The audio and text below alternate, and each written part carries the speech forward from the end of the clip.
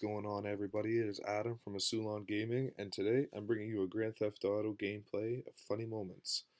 Now, in this gameplay, I'm going to talk to you about a few different things.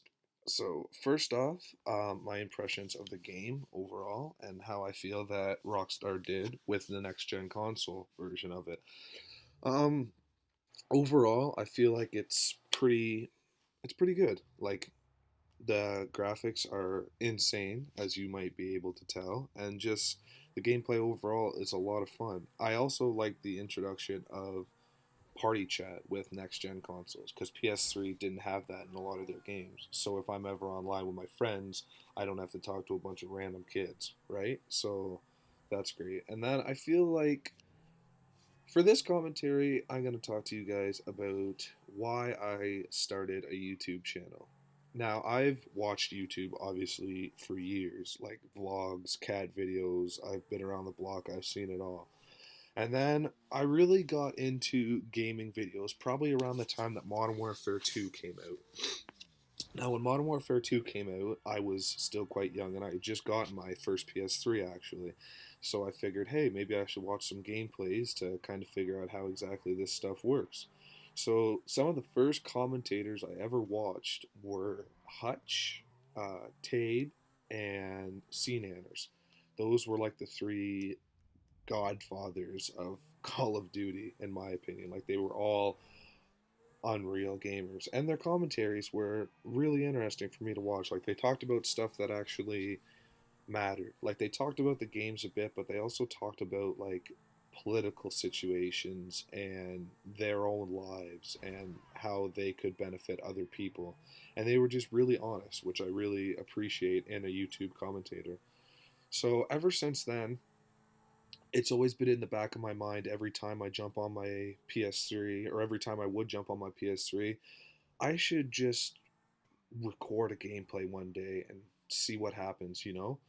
But I never got around to it, mainly because, well, one, I didn't have the hardware to do it, like the Elgato and whatnot, and two, I was still young. I thought it was gonna pass. It was just one of those things where I was like, I'm just thinking about it now. I should focus on school and stuff. So I got through high school without creating a channel, and then college came around. And for those of you that don't know, I'm currently in my second year of college.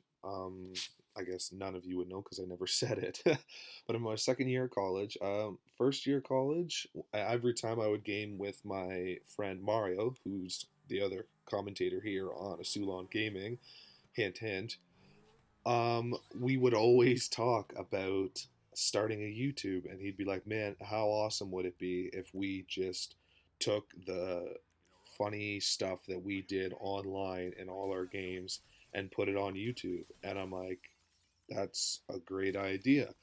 But I never thought anything more of it because, like, we would literally talk about everything. But it got to a point where every time we would game, we would talk about that. We would always talk, hey, why don't we start a channel? Why don't we put up videos on YouTube? Why don't we get this editing software? Why don't we record commentaries? It was a constant thing. And it eventually got to a point where I was thinking, hey, why not? I got a Mac, I have my editing software. Let's just start putting up videos. So the very first video that I did on this channel was my first everything. I didn't really know what exactly to do for a first video, so I just kind of went with, hey, like it's my first video, why don't I just talk about the first like everything in my life?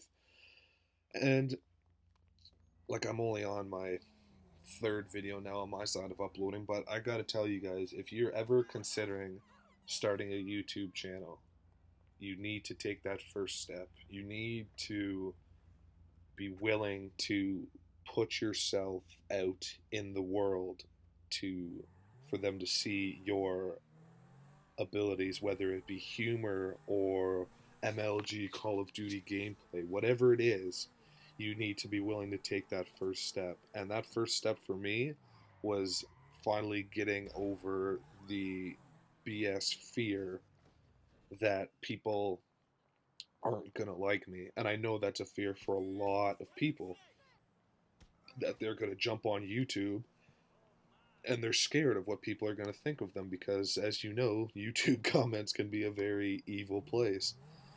But to succeed in this world, everyone's going to have haters, right? Like, you constantly hear famous people talking about, oh, haters make me famous. Like, think take Justin Bieber, for example. I know it's a pretty weird example for Grand Theft Auto gameplay, but bear with me. And that was a ghost bike. That was weird.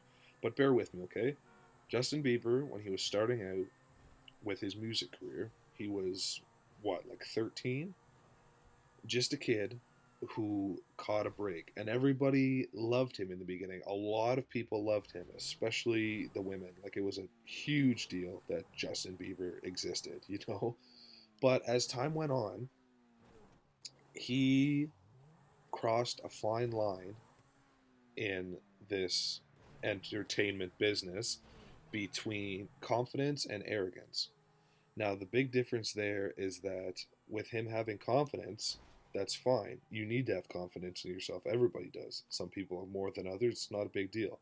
But I feel like he crossed the line into arrogance because he was famous and he knew he was famous and he knew he could get away with a lot of stuff. And I feel like that's why so many people judge him. Why so many people hate on Justin Bieber now. Because I don't know, in my opinion, he let the fame get the better of him because he's a very talented musician. Like, he's a very talented singer. Another example would be Mike Tyson when it comes to fame, but he has owned up to it over time. That when he won his first big match, he got all of this money, and he was just a young kid at the time, and he blew it all.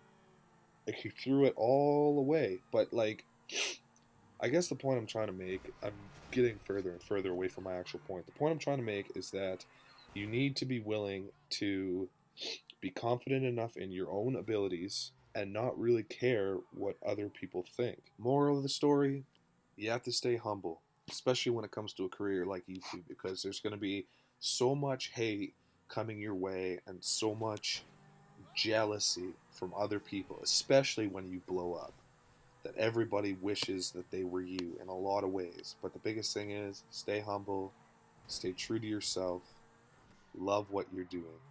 Now, for the end of the video, guys, I'm going to cut off the commentary because I made this little stunt montage, so I hope you enjoy. Thanks for watching.